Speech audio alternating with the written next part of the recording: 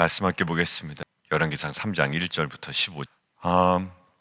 오늘 보면 약간 이 뭐야? 라고 하는 부분이 있어요. 1절에 보면 솔로몬이 애굽의 왕 바로와 더불어 혼인 관계를 맺어 그의 딸을 맞이했다. 이것들 히브리어로 보면 애굽 왕 바로의 사이가 되었다라는 의미예요. 그게 그거죠. 그러니까 본인이 어쩔 수 없이 그렇게 된 것이 아니라 결정을 한 겁니다. 그렇게. 네, 애굽 왕 바로와 더불어 혼인 관계를 맺었다라는 것은 외교적 목적을 달성하려는 정략 결혼이에요. 그 당시에 애굽의 21 왕조가 약화되었고요.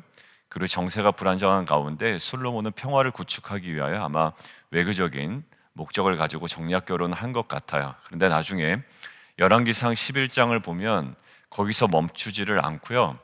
계속 이방의 여인들과 혼인과 또 여러 가지 관계를 맺어 나갑니다. 그리고 또 그것은 거기서 멈춰 있질 않아요. 그 여인들을 통해서 우상들이 계속 들어오게 되죠. 그러니까 오늘은 그 얘기를 하고 있지 않습니다만 그냥 1절에 그게 눈에 그냥 들어올 수밖에 없어요. 혼인 관계를 맺어 그의 딸을 맞이했다. 그러니까 이것이 계속 확장되어 가는 모습들이 있죠. 나중에 11장 가면 저희가 묵상을 할 겁니다. 이것들을 한번 우리가 좀 환기하는 면에서 한번 저희가 좀 간단하게 봤고요. 오늘 보려고 하는 것들은 이제 우리가 잘 아는 일천번제입니다. 여러분들 일천번제에 대한 이제는 오해가 없으실 거예요. 저랑 이제 성경 공부를 하거나 몇 번을 강조했기 때문에 일천번제 새벽기도라고 교회에서 많이 이야기하잖아요. 근데 원래 의미와는 조금은 다른 것 같아요. 일천번제 새벽기도는 1000일 동안 새벽기도 빠지지 않는다라는 의미가 있죠. 그래서 일천번제 새벽기도 나오셔서 1000일 동안 계속 헌금하시는 분들도 계십니다. 그래서 일천번제 새벽기도 1일째, 2일째에서 항상 여기다가 그 일천번제 새벽기도 1일차 헌물입니다, 헌금입니다 이렇게 해서 항상 그러니까 1000일 동안 계속 내는 거예요. 그러니까 금액은 그렇게 많지 않더라고요. 제가 부사역자였기 때문에 그것들을 이제 확인을 해야 돼서 이제 금액을 보면 금액은 그렇게 크지 않아요. 뭐 크게 하신 분도 있겠지만, 그러니까 꾸준히 1000일 동안 하나님께 헌금을 드리고 기도를 드리는 거예요. 그런데 일천번제는 사실 솔로몬이 드렸던 일천번제는 그런 건 아니죠. 1000일 동안 드린 것이 아니라 1000마리의 제물을 한꺼번에 드린 거예요. 그러니까 굉장히 성대하게 드렸다라는 이미지가 있습니다. 그러니까 1000마리의 제물을 드린 번제죠. 그걸 다 태운 거예요. 대단했을 거예요, 아마. 그 장관이었을 겁니다. 그러니까 제사를 보고 장관이라고 하기에는 좀 그렇지만 1000마리의 제물이 다 태워졌으니까요. 그리고 오늘 그 단서가 하나 있는데 4절에 보면 기브온으로 갔는데 거기는 산당이 컸다라고 되어 있죠. 그러니까 1000번제를 드리기에는 그만한 공간이 필요했을 거예요. 그래서 기브온으로 가서 1000번제를 드립니다. 자, 그런데 하나님께서 나타나세요. 꿈으로 나타나십니다. 그래서 4절 한번 마지막 절에 보면 내가 내게 무엇을 줄고 너는 구하라 라고 말씀하십니다. 그러니까 솔로몬이 먼저 구한 게 아니라는 거예요. 솔로몬이 1000번제를 드리면서 자기의 기도 제목을 가지고 주도적으로 달려들었던 것이 아니고 그 솔로몬의 마음은 단 한 가지가 있었어요. 3절에 보면 여호와를 사랑하는 마음이었습니다. 여호와를 사랑하는 마음으로 제사를 드린 거예요. 근데 갑자기 하나님께서 나타나셔서 너의 소원을 한번 구하라. 내가 내게 무엇을 줄까? 라고 물어본 겁니다. 여러분들 이 4절의 본문과 몇 절의 본문을 이어도 전혀 지장이 없을까 한번 찾아보세요. 이 4절에 하나님께서 나타나셔서 하셨던 질문과 몇 절을 이어버려도 여러분들 이야기에 전혀 지장이 없겠는지 금방 아마 캐치하실 거예요. 9절이에요. 내가 내게 무엇을 줄고 너는 구하라. 그러니까 솔로몬이 이렇게 대답해요. 누가 주의 이 많은 백성을 재판할 수 있사오로이까? 듣는 마음을 종에게 주십시오. 그리고 주의 백성을 재판하여 선악을 분별하게 하여 주십시오. 이렇게 연결하면 끝나죠. 그런데 솔로몬은 간단하게 하나님께서 물어보신 질문을 굉장히 길게 얘기했어요. 그러면 오늘 저희는 무엇을 구했냐라는 것보다 어떤 마음이었느냐라는 데서 우리가 집중을 하는 것은 우리 묵상에 오늘 도움이 됩니다. 그러니까 이것들을 급하게 묵상하다 보면 그래, 내가 부와 명예를 얻기 위하여 그럴듯한 것을 먼저 하나님께 구해야지 라고 한단 말이에요. 마치 수학 계산하듯이. 그렇지 않습니다. 결론은 그렇게 됐죠. 너가 장수하기도 구하지 아니하고 부도 구하지 아니하고 원수의 생명도 멸하기도 구하지 아니하였으니 내가 모든 것들을 주겠다. 이게 아니란 말이에요. 근데 그것을 구하게 된 마음이 더 중요하죠. 자, 그래서 6절부터 8절까지가 아까 저 4절이 아니라 5절이었죠. 6절부터 8절까지가 그 내용이에요. 자, 근데 거기에 어떤 단어가 눈에 계속 들어오냐면 은혜라는 단어가 나오죠. 다윗에게 큰 은혜를 베푸셨고 은혜를 항상 주셨고 그 은혜를 받은 거예요. 다윗이 받았던 은혜를 기억합니다. 근데 다윗이 참 부럽습니다가 아니라 다윗에게 임한 하나님의 은혜를 솔로몬은 기억하고 있어요. 그러니까 자기 아버지의 일생을 볼 때 어떤 단어로 규결을 시키냐면 은혜로 규결을 시킵니다. 참 다윗은 공의와 또 성실과 정직한 마음으로 주와 함께 있고 주 앞에서 행했습니다. 그래서 결국 그가 얻은 건 주의 은혜였습니다. 큰 은혜였습니다. 하나님의 은혜를 기억하고요. 그 다음에 이 솔로몬에게 있었던 1000번제를 드릴 때 마음은 어떤 마음이었냐면 딱 이 마음이었던 거예요. 한 단어로 표현됩니다. 7절에 종은 작은 아이입니다 라는 거예요. 작은 아이 밑줄을 그어놓으시고, 이 작은 아이는요 태어나지 않은 아이를 쓸 때도 이 표현을 쓰고요, 갓 태어난 아이에게도 이 표현을 쓰고요, 17살 정도 되는 아이에게도 쓰고요, 30살 청년에게도 써요. 그러나 결혼하기 전에 청년들에게 대부분 씁니다. 근데 지금 솔로몬은 결혼을 한 상태잖아요. 근데 이 단어를 사용했다는 것은 단순히 나는 결혼하지 않은 사람입니다 라는 것이 아니라 이 나라의 일들을 맡은 왕인데 이것에 굉장히 미숙한 자입니다 라는 고백이에요. 자, 무엇을 구하냐? 돈도 구할 수 있어요. 장수하는 것도 구할 수가 있어요. 그런데 이 온전히 듣는 마음을 종에게 주십시오라고 고백할 수 있었던 것은 솔로몬에게 두 가지가 있었던 거예요. 하나님의 은혜 아니면 안 되는 인생이다라는 고백과, 그리고 자신은 아직까지 이것들을 능숙하게 다루는데 굉장히 미숙한 사람이다라는 고백이 있었던 거예요. 잘 보세요. 어떤 고백인가요? 하나님을 향해서는 하나님의 은혜에 대한 고백이었고요, 자신에 대해서는 어떤 고백이죠? 미숙합니다라는 고백이에요. 여러분들 누구와 비교가 됩니까? 아도니아와 비교가 되죠. 지난주 토요일에 아도니아는 어떤 입장이었습니까? 사람들은 다 자기를 바라보고 있대. 권사님도 나를 좋아하고 집사님들도 나를 좋아하고 내가 이 정도 하니까 다들 나를 굉장히 존경하는 것 같아요. 그렇지 않아요, 여러분들. 사람들은 다 나를 바라보고 있는 것 같잖아요. 집사님 어떻게 이렇게 수고가 많으세요? 얼마나 이렇게 열심히 하세요? 목사님 얼마나 이렇게 피곤할 텐데. 여러분들, 그런 거에 우리가 클릭이 되기 시작하면 그게 진짜 나의 모습인 줄 안단 말이에요. 여러분들, 배려 차원에서 얘기하는 겁니다. 그리고 우리 그렇게 완벽하지 않아요. 알잖아요. 그렇게 보여지는 것 뿐이지 우리가 얼마나 헌신하겠습니까? 헌신한다면. 근데 아도니아는 뭐라고 그래요? 세상에 사람들의 눈이 다 자기를 향하고 있다는 거예요. 근데 누가 막으셨대요? 하나님께서 막으셨대요. 막으셨다면 거기 멈춰야 되잖아요. 근데 수냄 여자 아비삭을 달라는 거예요. 참 이제 주제 파악을 못하는 겁니다. 어디 가죠? 자기에 대한 과대평가가 막 이루어지기 시작해요. 그러니까 하나님께서 막으셨다고 고백하면서조차도 그 선을 넘어버리잖아요. 그러니까 은혜라는 게 싹 사라집니다. 여러분들, 은혜 사라질 때 얼굴 표정 어때요? 근심, 걱정, 교만, 막 불만 나타나죠. 여러분들, 딱 아도니아가 그래요. 그동안 아도니아가 결국 그러는 말에 의해서 밧세바가 뭐라고 얘기합니까? 그 중요한 사안에서 굉장히 너무 가볍게 일을 처리해버리죠. 여기 보십시오. 지금 이 솔로몬의 고백은요 전적으로 하나님의 은혜에 대한 고백이에요. 다윗이 다른 게 없었습니다.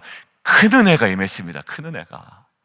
다윗도 성실한 마음으로 다가갔지만 정말 큰 은혜가 있습니다. 그 자기는 감당을 못합니다. 출입할 줄을 알지 못합니다. 굉장히 미숙합니다. 저는 이러한 자신의 부족함을 겸손하게 고백하며 낮추는 이 마음이 제대로 된 기도의 제목을 하나님께 올려드리는 마음의 소중한 밭이었다고 생각이 들어요. 그래서 무엇을 구합니까? 9절이에요. 그런 배경에서 듣는 마음을 종에게 주십시오라는 거예요. 듣는 마음. 여러분들 보십시오. 여러분들 이 본문을 너무 급하게 보지 마시고요. 천천히 한번 보세요. 지혜를 구했습니다라고 하잖아요. 아니요, 지혜 구하지 않았어요. 듣는 마음에게 필요한 것이 지혜이기 때문에 하나님께서 지혜를 주셨지, 이 솔로몬이 먼저 구한 것은 듣는 마음이었어요.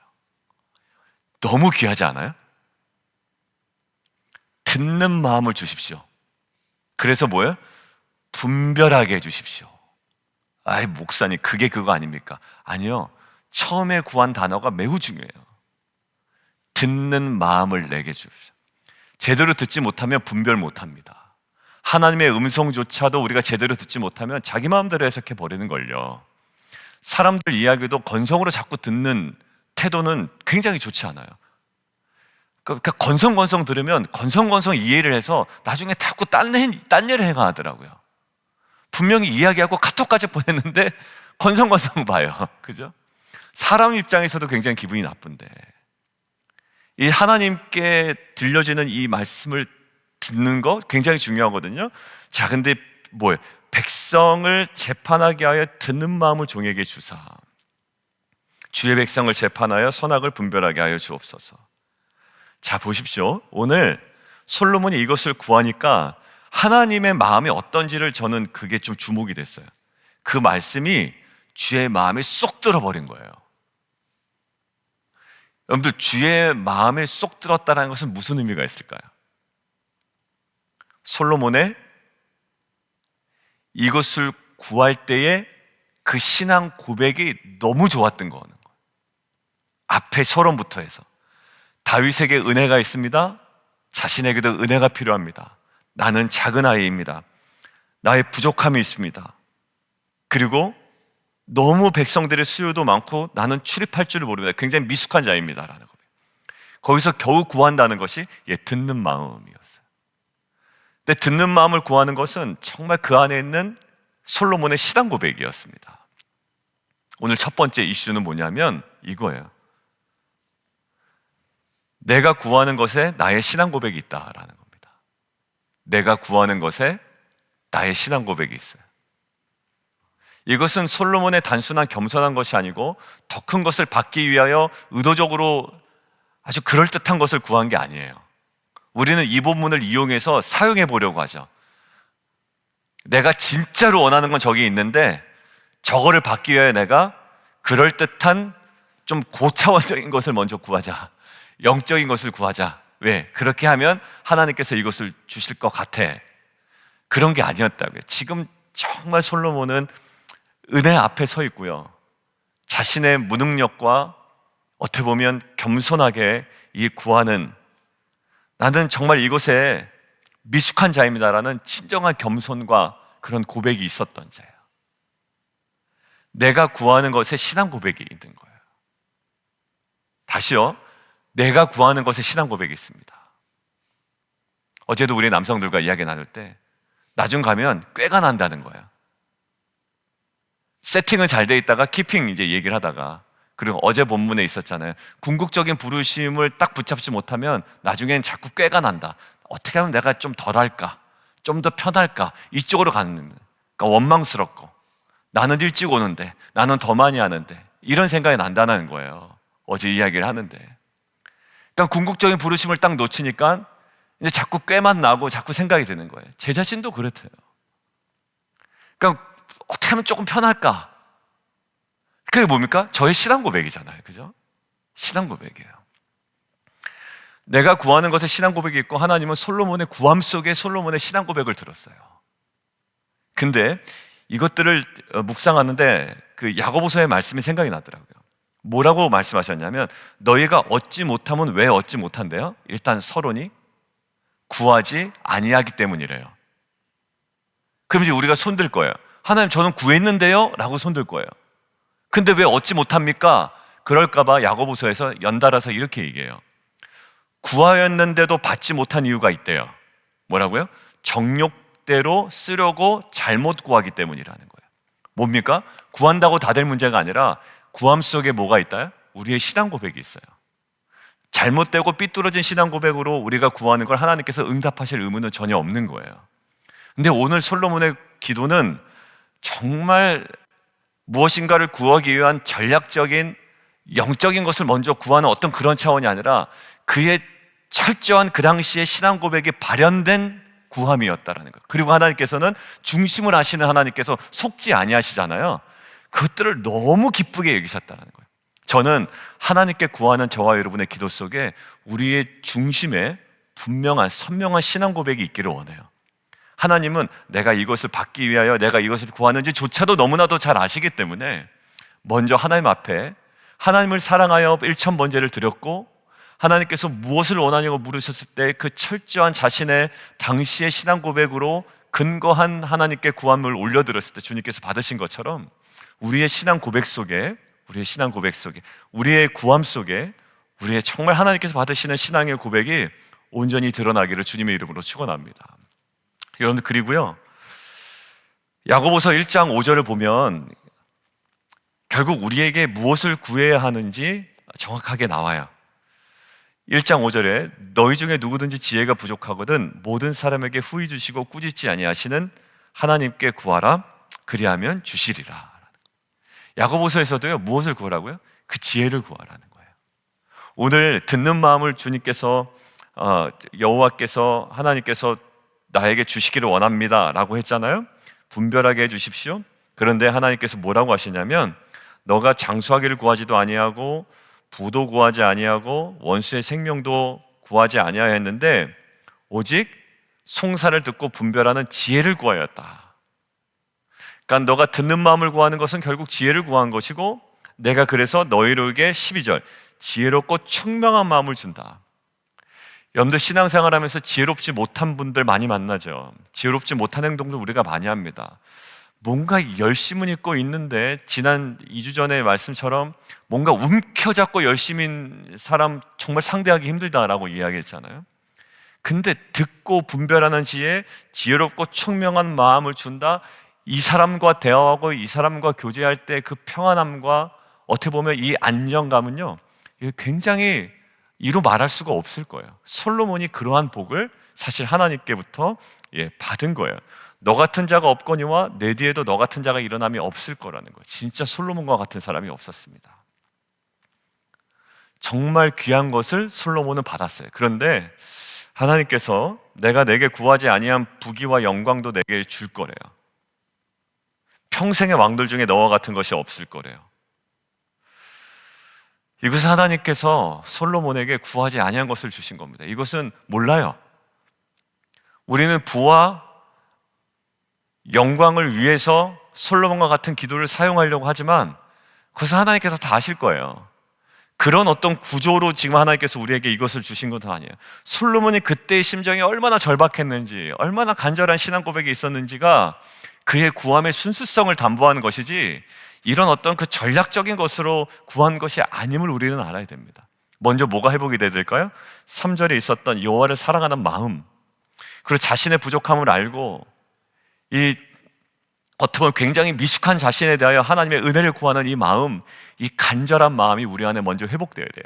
아도니아와 같은 그 자신을 높이고 스스로 교만하고 자신을 과대평가했던 그 마음이 아니라 얼마나 자신이 미숙하고 연약한 자인지에 대한 정확한 인식과 그 은혜에 대한 간구, 그런 하나님 은혜에 대한 신앙 고백이 온전한 하나님 앞에 받으실 만한 기도의 제목이 되었다라는 거예요.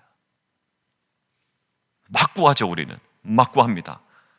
돈도 주시고 명예도 주시고 합격도 주시고 이래야 사람들 앞에 내가 좀 얼굴 좀 들고 다니고 다 자신을 위하여 그래요. 근데 솔로몬의 구함은 그러지가 않았어요. 잘 보세요. 근데 오늘 정말 제가 이제 이 이야기를 하고 마무리를 하려고 했는데요, 15절에 보니까 15절이 그냥 지나갈 것 같았어요. 보통 설교할 때는 그냥 지나갑니다, 제가. 근데 15절에 자꾸 눈에 들어오는 거예요. 왜 그런가 한번 읽어보세요. 한번 읽어볼게요. 시작. 번제와 감사의 제물을 드리고 모든 신하들을 위하여 찬치. 여러분들 이게 다 뭐였습니까? 1,000번째 드린 거는 리얼리티였어요. 현실이었어요. 근데 그때 이후에 갑자기 나타나서 무엇을 구하느냐, 그리고 솔로몬이 자기의 그 온 그 신앙 고백으로 하나님께 순수한 기도 제목을 올려드렸던, 그리고 하나님께서 네가 구하지 않은 것도 내가 너한테 줄 거다, 너 이전에 너 이후에 이런 왕이 없을 거야 라고 이야기해서 모든 것들이 뭐였습니까? 예, 꿈이었어요. 꿈꾼 거예요. 자, 그런데 솔로몬의 참 귀한 모습이 뭐냐면, 깨어보니 뭐였어요? 꿈이더라. 근데 솔로몬이 깨어보니 꿈이었는데 솔로몬의 행동을 보세요. 이에 뭡니까? 아, 꿈 꿨구나라고 하지 아니하고 이에 예루살렘에 이르러 여호와의 언약궤 앞에 서서 번제와 감사의 제물을 드리고 모든 신하를 위해 잔치했대요. 여러분들 이 말은 뭡니까? 이 꿈을 그냥 지나치지 않았다라는 거예요. 간과하지 않았다라는 거예요. 그러면서 생각난 게 뭐냐면 누가복음 2장 19절이에요. 찾지 마세요. 그때 마리아에게 누가 오냐면 목자들이 와요. 목자들이 천사들을 통해서 들은 이야기, 이 아기에 대해서 천사들을 해준 얘기가 있거든요. 그것들을 마리아에게 쭉 이야기를 합니다. 그럼 좀 이상하잖아요. 뭐 천사한테 들었다 그러고 뭐 이야기를 하잖아요. 근데 그때 마리아가 어떻게 하냐면 오늘 솔로몬의 모습과 비슷해요. 마리아는 이 모든 말을 마음에 새기어 생각하니라. 그러면서 하나님께서 저에게 뭐라고 말씀하시냐면, 야, 조 목사야, 세팅 굉장히 중요하다. 이 목자를 통한 세팅, 마리아의 세팅, 지금 꿈으로 하는 하나님의 세팅이 있어. 그런데 진짜 중요한 건 계속 솔로몬이 이것들을 키핑해 갔다는 거야. 그러니까 어제 우리 남성들과 나눌 때도 그 얘기를 나눴고, 이 묵상을 마무리할 때도 그것이 계속 되는 거예요. 솔로몬이 깨어보니 꿈이었는데 아유 꿈이었구나라고 그냥 내버려 두지 아니하고 마음에 깊이 간직했기 때문에 언약궤 앞에 서서 번제와 감사의 제물을 올려드립니다. 근데 갑자기 또 뭐 하나가 생각이 나면 창세기 37장 11절이에요. 그게 요셉이 자기의 꿈을 이야기합니다. 꿈 얘기죠. 그러니까 형들은 뭐합니까? 형들은 시기하되 야곱 그의 아버지는 그 말을 간직해 두었더라 라는 거예요. 이거는 저에게 너무 소중했어요. 왜냐하면 너 얼마 전에 할 때 약속의 말씀이 있다라고 얘기했고 약속의 말씀을 키핑해 나가는 것이 중요하다고 했는데 어떤 약속의 말씀이었니? 성도들에게 무슨 말씀을 나눴니? 시편의 말씀을 나눴거든요. 환난 날에 나를 구하라. 내가 너를 건지리니 네가 나를 영화롭게 하리라. 너희는 가만히 있어 내가 하나님됨을 알지어다. 온 세계와 열방 가운데 높임을 받으리라. 그게 뭔지 몰라요. 근데 이것들을 마음에 간직하고 우리가 묵상하고 키핑해 나가는 거죠. 우리 권사님들에게도 말씀드리고 우리 집사님들에게도 말씀드렸어요. 기도 제목 나눌 때 그거 붙잡고 계속 키핑해 가십시오. 지난주 월요일에 우리 남성들하고 나눌 때도 말씀 붙들고 기도하십시오. 예, 그거 꼭 붙들고 기도하셔야 됩니다. 오늘 이 말씀이 저에게 더욱더 강력하게 다가오더라고요. 꿈이 했어요. 그냥 듣는 마음을 달라고 그러고 하나님께서 그냥 더 주시겠다라는 그냥 꿈이었어요. 근데 아니요, 꿈이 깬 후에 이것들을 번제와 감사의 제물을 드리고 언약 앞에 서서 잔치하고 이것들을 간직하고 나아갑니다. 사랑하는 성도 여러분들, 묵상 그냥 하고 그냥 지나가지 않아요. 어제도 우리 누가 얘기했어요? 어떤 분이 그 얘기를 하더라고요. 묵상하고 은혜는 받는데 이거를 붙잡고 있지 않으면 그냥 다 지나간대요. 은혜가 3월 달에 우리가 했던 집회 은혜도 다 지나가고 주일날 받았던 말씀도 다 지나가고 다 지나간대요. 이것들을 붙잡는 거예요. 예배 자리 가운데 또 들고 나오는 거예요. 여러분들 이럴 때 그 약속의 말씀은 우리 삶 가운데 분명히 성취될 줄 믿습니다. 우리와 상관없이 하나님께서 분명히 이루시겠죠. 그러나 그것들 약속을 믿는 자에게 하나님께서 정말 소중한 일들을 우리 가운데 깨닫게 하시고 보게 하시고 반드시 이루시는 것들을 우리가 누리게 하실 줄 믿습니다. 함께 기도하겠습니다. 우리 함께 좀 기도하는데요, 그러나서 보니까 참 우리 안에 그것을 놓쳤기 때문에 내 안에 들었던 여러 가지 많은 수많은 갈등들이 있었어요. 갈등할 필요 없어요. 내가 내 삶을 주관하는 것도 아니고요, 내가 삶의 주인도 아니에요. 근데 이제 뭐예요? 하나님께서 약속의 말씀을 주시고요, 그 말씀을 내가 붙잡는 거예요. 몇 주 전에 얘기 나눴죠? 헨리 나우엔 신부, 서커스 할 때 내가 붙잡는 게 아니라 나는 팔을 그냥 쭉 뻗어요. 근데 캐쳐가, 우리의 진정한 캐쳐신 하나님 것들을 붙잡는 거예요. 계속 이 말씀이 생각이 나더라고요. 아, 그래, 나는 약속의 말씀을 붙들고 내가 손을 뻗는다. 그것이 기도의 자리일 수 있고 예배 자리일 수가 있죠. 오늘 이 시간 하나님께서 우리에게 주셨던 이 약속의 말씀, 우리가 붙들고 나아가기를 원하고요, 그리고 그 전에 우리가 묵상한 내용들, 나의 기도의 제목 속에 나의 구하는 것은 나의 신앙 고백이 있습니다. 먼저 순수하게 하나님 앞에 우리가 먼저 서면 좋겠습니다. 하나님, 정말 그 자리에 우리가 먼저 서게 하시고 우리의 신앙 고백을 철저하게 하나님께 먼저 올려드리는 저희 공동체가 되게 해주십시오. 부와 명예를 위하여 내가 듣는 마음을 구하는 그런 얄팍한 구함이 아니라 먼저 하나님 앞에 순수한 마음으로 우리의 신앙 고백을 올려드리는 귀한 공동체와 성도 되게 도와주십시오. 우리 함께 주님 이름 한번 부르고 함께 기도합니다.